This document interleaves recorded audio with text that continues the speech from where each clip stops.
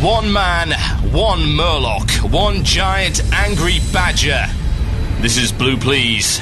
It begins now.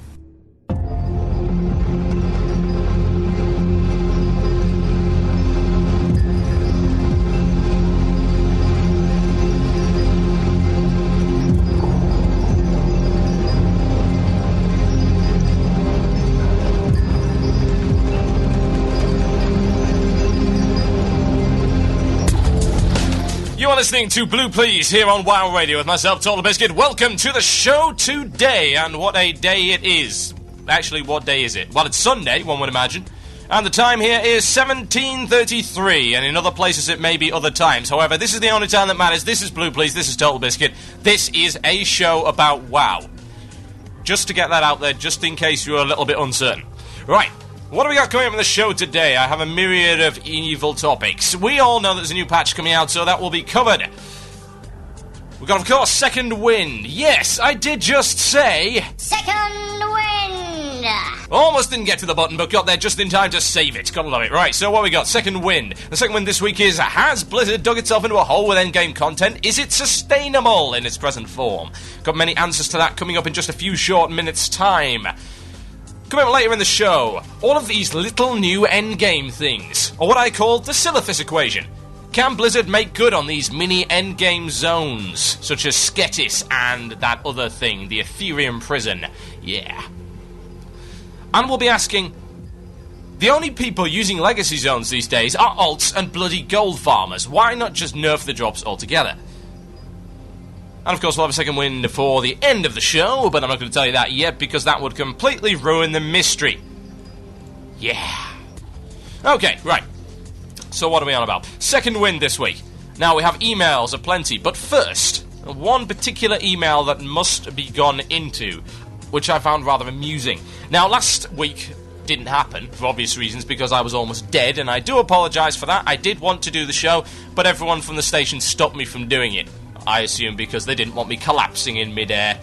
Yes, I do actually do my shows floating, this kind of levitation thing. It's very, very good. You know, collapsing in midair, falling onto something spiky and or hard, and, you know, unpleasantness, not too good. Bit messy, cleaning bills. Anyway, now I got an interesting email about the gold farmer rant that I did 2 weeks ago. And yes, I did rant, and I think it was very much justified, about how I believe gold farming is evil and sucks. And anyone that partakes in buying of gold is a spineless wretch. However, I did get a myriad of emails saying, yeah, we believe in that. But the one that really interested me was the one that said, no, I don't agree with that. And here we go. Here's the reason for it. It's really quite good. It's from a guy called Anonymous. Very good. Except for the fact that you put your name at the bottom. Never mind. Anyway. Now, he says this. This is rather broken, so I must apologise. I assume it is sent by someone who is Chinese. And it says, you say that they must make gardens to feed themselves. What about a home? Could you feed your family, pay your bills, and maintain your current lifestyle just by farming a small garden? The farmers have to work all day and sleep in a small room. Their work is as hard, if not harder, than your own. You are playing, I'm just reading this out, you are paying £9 a month to play this game. Am I? Okay. And you complain that someone trying to make a living is ruining your experience. The truth is, you don't have to buy gold, you don't have to respond to farmers, it's not a major problem in the game. And it is slightly selfish to deny someone a chance at a good life, because you just have to farm that area for your raid bots. Yeah, it's really, really selfish to play the game as intended. Absolutely. Now let me tell you something about gold farmers. You have this bizarre image in your mind that gold farmers are these innocent people working for these completely legitimate companies trying to feed their families, because God knows there's no other jobs in China or anywhere else where they may be or may not be establishing these damn companies. Now let me tell you something. If these people are so legit, then will you explain to me why 3 days ago, somehow, somebody managed to hack into our forum and put a 20-line advertisement for a certain gold-selling website that may or may not be GameApp.com in the thread new post notification setup? Now, will you explain to me why a legitimate company that's just trying to feed their families would go to the extent of hacking a fan site's forum in order to advertise their products?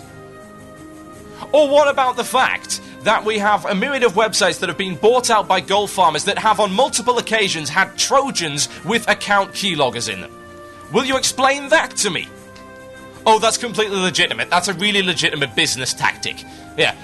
They're being paid however much to put a Trojan inside a fan site in order to steal someone's hard work so that they can feed their families. Give me a break. The kind of people that are doing this are bumming college students who want a nice, easy thing to do, sit in front of a computer like a bloody robot all day and get paid for other people's misery. You say it doesn't affect the game? Yeah, here's a principle for you. Inflation. Economic inflation. The more money there is in an economy, the less it's worth. As in, money that shouldn't be there is there. That's the problem right there.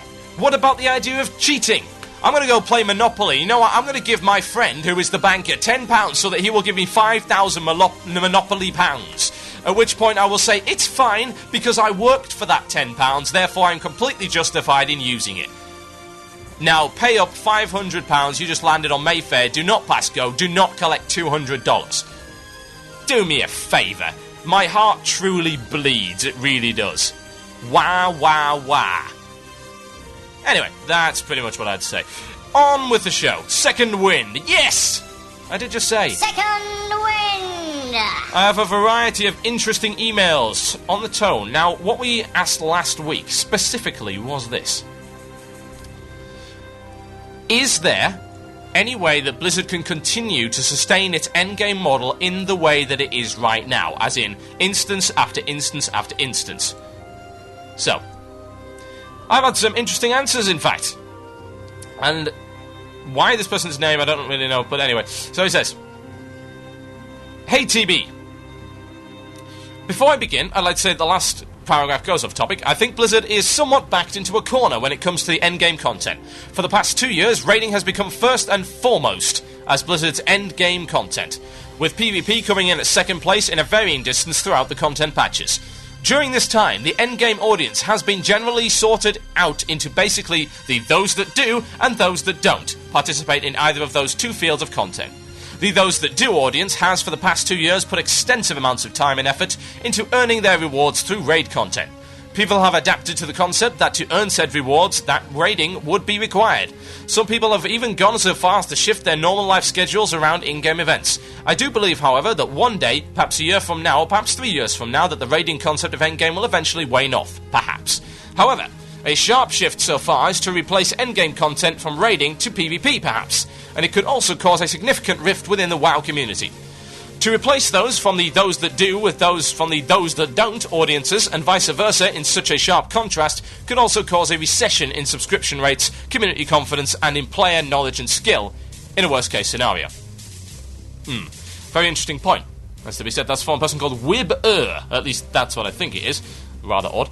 And we have more emails on this, Stevie Benz, also known as Steve. Well, that's not entirely surprising, is it? Hey TB, wanted to share my thoughts on this week's second win. I think the underlying problem with the current endgame situation is an issue of time. Let's consider legacy rating first. I think it's important because legacy rating sets the tone and standards by which we judge BC rating. Molten Core completed 5 months after US release. Battlegrounds and the Honor System were then implemented. BWL cleared 5 months later in September 2005, roughly 2 months after release. Zul'Gurub introduced, as were the 4 outdoor Green Dragon raid bosses. AQ released in January 2006 and cleared 4 months later. Naxxramas released 2 months later and cleared after 3 months. So what was the point of all that?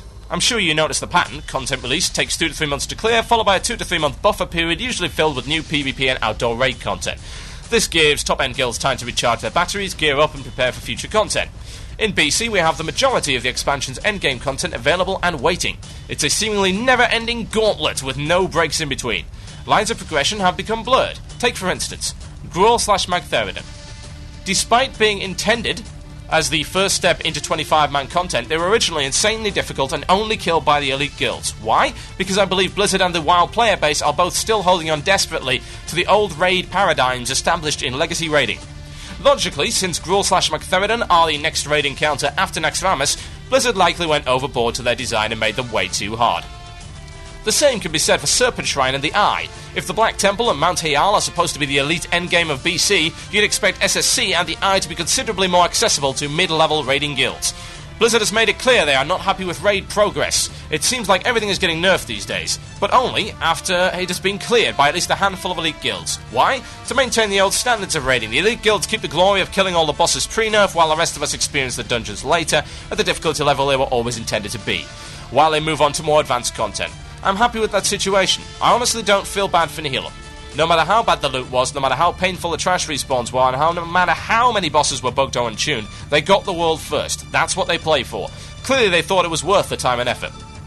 So can Blizzard keep this up indefinitely? Of course they can. Everyone can be satisfied in BC. Hardcore raiders will put up with all the crap as long as fixes come relatively quickly and progress is maintained. Less hardcore raiders are happy as long as they have things to do. Heroics, Arenas, Karazhan, until 25 mans are toned down. And RPers are happy as long as they can slash emote. Can you give a shout out to Typhon, to all my old friends on Silverhand and Zullerhead. Love the show, that's from Steve. Very interesting point, that. It is interesting to see the little timeline of what's actually going on there. The content gets thrown out there, and it gets cleared. Pretty much the development time is about how long it takes, as far as I can see, to clear the thing. And that's understandable. And then they fill the time with these little things. However, it's interesting to note that, and this is the topic that I'm going to be coming onto after the break, that they seem to have got ahead of themselves, in fact. Now, you can go to worldofwarcraft.com and check out the forums, and you will notice that the public test role notes are also posted there. You will have also probably got the information through as an email, and they will be posted on a myriad of other fan sites. So let's go and have a look. And this is where I think Blizzard may be changing their ideas. Now, let's, again, repeat what Steve said. They make a major raid instance, yeah? It gets cleared in about 3 or 4 months, and then before the next one comes out, they fill it with some easy stuff, like outdoor raid stuff, some PvP stuff, something just to let people chill out, relax, and, like I said, recharge the batteries. Very, very important. Now, let's have a look. PTR 2.1.0 patch notes has been moved to a different form. Thanks, Blizz. Here we go. On we go. Now, we've got the Black Temple. Obviously, that's the biggest raid instance so far in the Burning Crusade. It is the newest raid instance. It is the only raid instance to be brought in after the launch of the game. Yep, so far. We're expecting a huge, multi-winged, and apparently non-linear, all the way up to an epic boss encounter at the end, which has been completely and totally destroyed and spoiled by idiots who decided to go and ruin everything. But never mind. So, now you've got the Druid Epic Flight form coming in. That's irrelevant to what we're talking about. So, this is the interesting thing that I'm going to talk about after the break. We've got a new arena, so there's a little bit new PvP, but we have 1, 2, 3. That is 3 different, what appear to be outdoor endgame raid things. But not so much raids, they're solo and small man content. Now, let's read out a description. The Ethereum Prison, for instance. Players in good standing with the Consortium will be tasked to deal with the most recent activities of the nefarious Ethereum. With new quests, items, and content for the solo and small group level 70, the Ethereum Prison will be the proving ground for many aspiring to greatness. That's very interesting, because that indicates, of course, that you can't really get access to this area unless you're higher ranked with the Consortium, which is cool, but that also indicates that it's an instance, but they haven't said anything about it. They're claiming the solo content, so we can probably assume that it's not going to be an instance. We've got Sketis as well. And about the Sky Guard. Chitauri warriors specialising in the command of skies over Shattrath have taken the offensive directly to the Arakoa capital city, Sketis. Perched high in the mountains of Terakar and only accessible with the use of a flying mount, Sketis holds new and exciting content for the solo or small group level 70 player. All new quests, 5-man person bosses, and rare and epic items and a new type of flying mount await for those willing to lend their sword or stave to the battle. Now, we know that's not going to be an instance, because that's somewhere you've just got to access. If you've already flown over Sketis, you'll be aware of what it looks like. But there's nothing there, at least not at present. Now, that's very interesting, because that's the kind of thing you'd expect them to bring in as a filler when people were, progressing fast through the Black Temple and like, oh, damn it, we need to bring out Zulaman or any number of other things quickly. Oh, let's fill it with some other stuff. But they're bringing it all out at the same time, which I think is very, very interesting indeed. Exceedingly interesting. Well, there you go. That's something I'm going to be covering after the break, folks. So, a conclusion, perhaps, for Second Wind. Is the endgame model sustainable? Well, we have swallowed it for the past 2 years. But you've got to bear in mind that they only brought in... They didn't actually bring in that many instances. They brought in 4 major raid instances, 2 minor raid instances, and some outdoor raid busts. Now, apparently for 2 years that was enough, but you've also got to bear in mind that for a large portion of those 2 years, people were busy leveling up, going through instances and doing all of this stuff, and 60 to 70 did not take anywhere near as long as people claimed it would. Which means people are back to the square of having to deal with this stuff. Now, in my position, as guild leader of Blue Police, we are in the middle of Karazhan. We are the curator right now, and he will die on Monday, the little bastard, trust me. And for me, there's a lot of stuff ahead of me. But there's a lot more guilds that are far more advanced than our guild. Of course, because they've been around for longer, they progressed faster than we did. That's just the way it works. Now, for those guilds, will they swallow more? Probably. The question is, can they keep making stuff which is interesting and challenging without falling over and saying, well, what on earth? What on earth are we going to do now? Now, I have a surprise for you. Nobody, to my knowledge, knew that this was going to happen. You heard of something called Ask the Murloc? You've heard of something called Ask the Murlocs? Then, ladies and gentlemen, I present Season 3 of Ask the Murlocs. It begins now.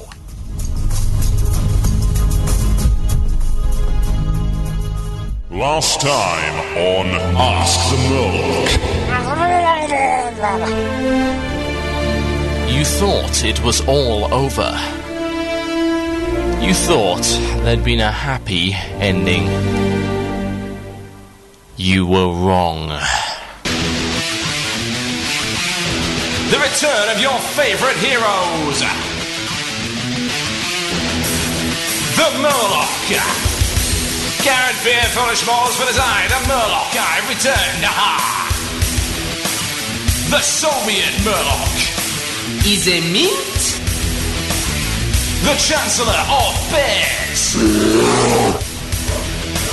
Phoenix Wright, the Sock Puppet. Objection! Patchwork. Patchwork want to play. It's all here in a brand new adventure. Last time on Ask the Murlocs, our brave heroes set out in search of a silver artifact and a mysterious missing sound. After many battles and dangerous tracks, the artifact was discovered and wasted.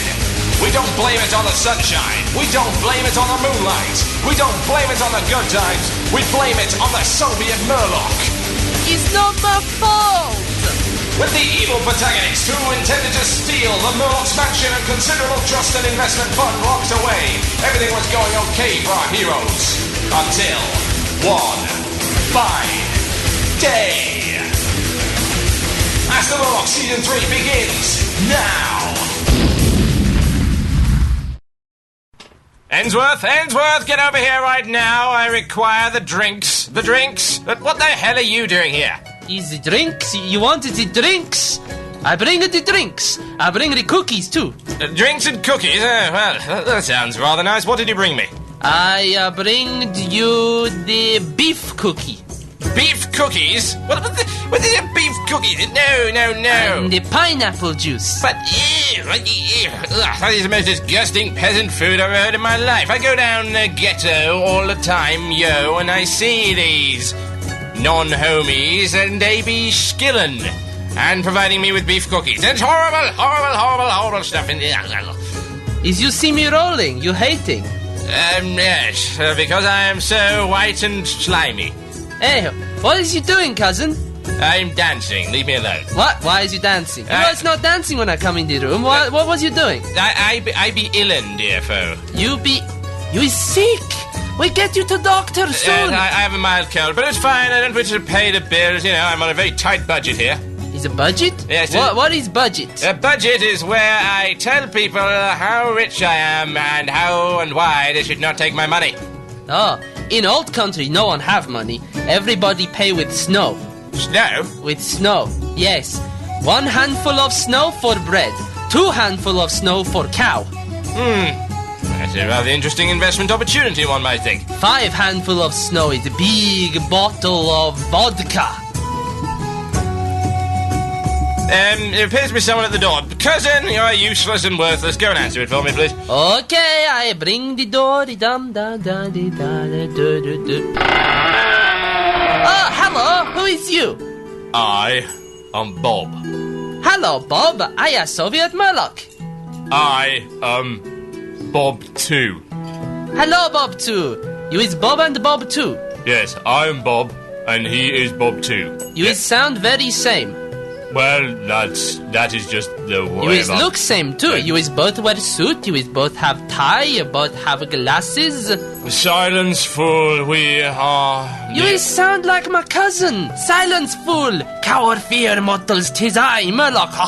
If I could quite finish, dear sir, we are the ARS. What is that? The Azeroth Revenue Service, and it has come to our attention that a Mr.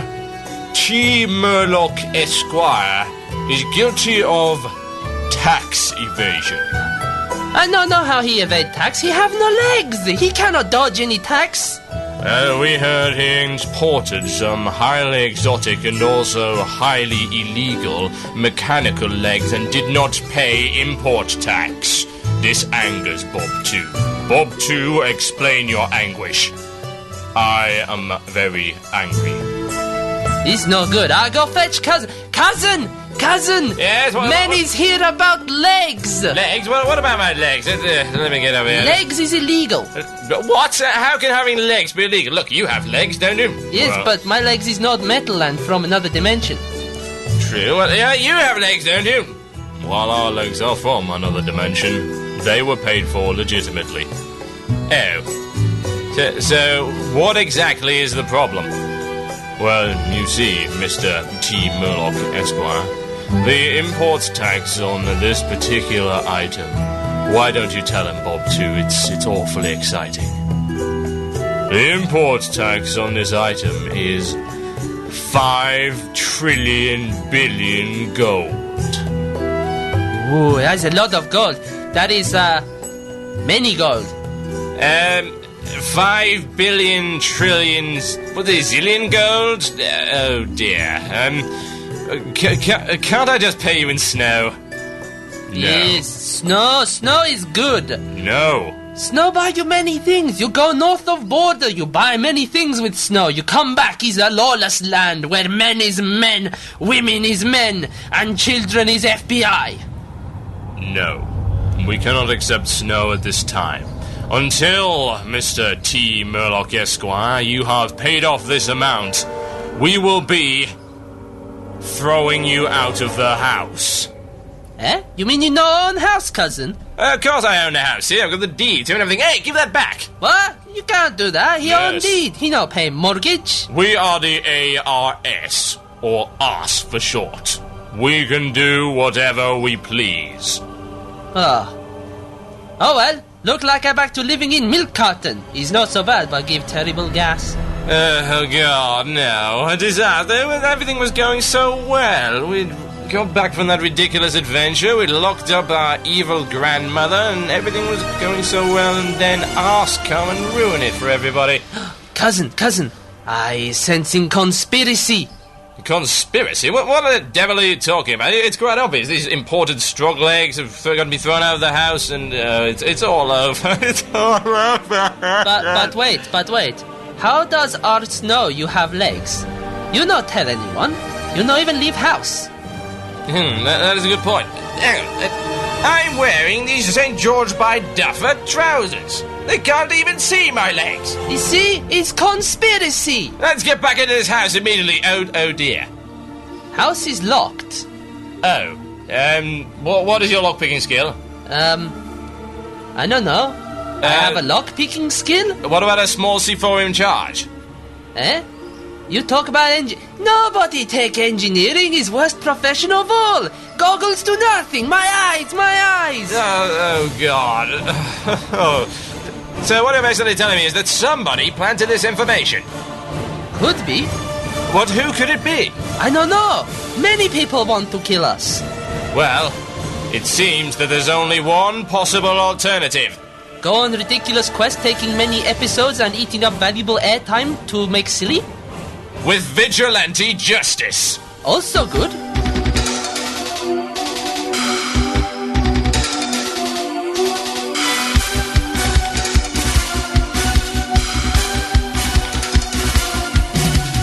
Put your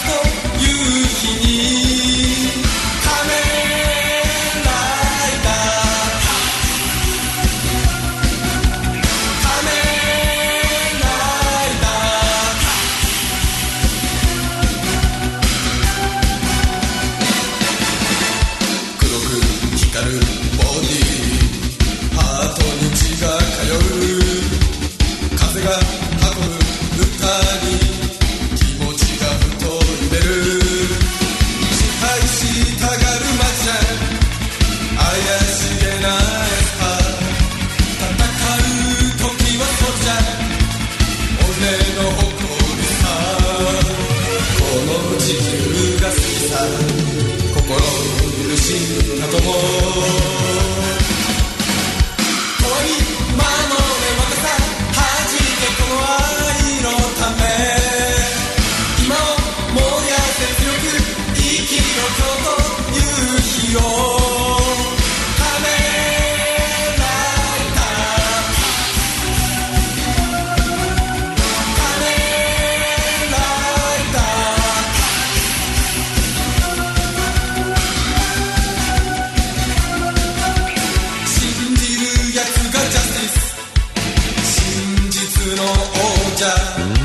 夢を見続けることが俺のファンタジー生きること